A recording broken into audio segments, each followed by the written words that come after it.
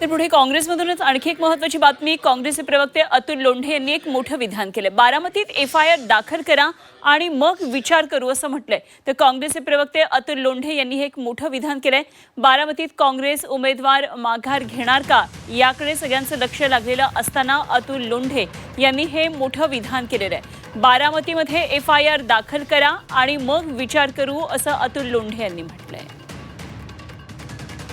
नांदेडचे वसंतराव चव्हाण यांच्या मृत्यूनंतर निवडणूक झाली नाही का?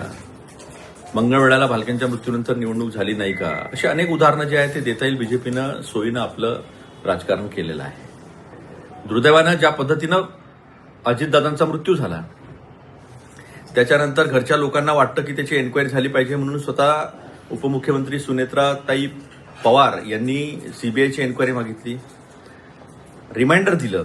काय झालं त्याचं? Rohit Pawar pillar to post FIR करण्यासाठी महाराष्ट्रात प्रयत्न करत होते. शेवटी कर्नाटकमध्ये त्यांचा प्रयत्न सफल झाला. ही तुमची संवेदनशीलता आहे का? आजही आमच्या उमेदवाराचं आणि काँग्रेस पक्षाचं हे म्हणणं आहे की तुम्ही FIR दाखल करा महाराष्ट्रामध्ये, बारामतीमध्ये, मग त्याचा विचार करता येईल. मग लक्षात येईल की खरी तुमची भूमिका काय आहे. आपल्या भूमिकेवर ठाम असल्याचं एकंदरीत दिसतं आहे. मात्र इकडे बारामतीमध्ये निवडणूक ही बिनविरोध व्हावी यासाठी राष्ट्रवादीचे प्रयत्न सुरू आहेत. त्यामुळे पुढचे काही तास हे अत्यंत महत्त्वाचे ठरणार आहेत. आज उमेदवारी अर्ज भरण्याचा शेवटचा दिवस असला तरी उमेदवारी अर्ज माघारी घेण्याचा सुद्धा दिवस असणार आहे. त्यामुळे अर्थातच काँग्रेसच्या भूमिकेकडे आता इथून पुढे लक्ष असणार आहे.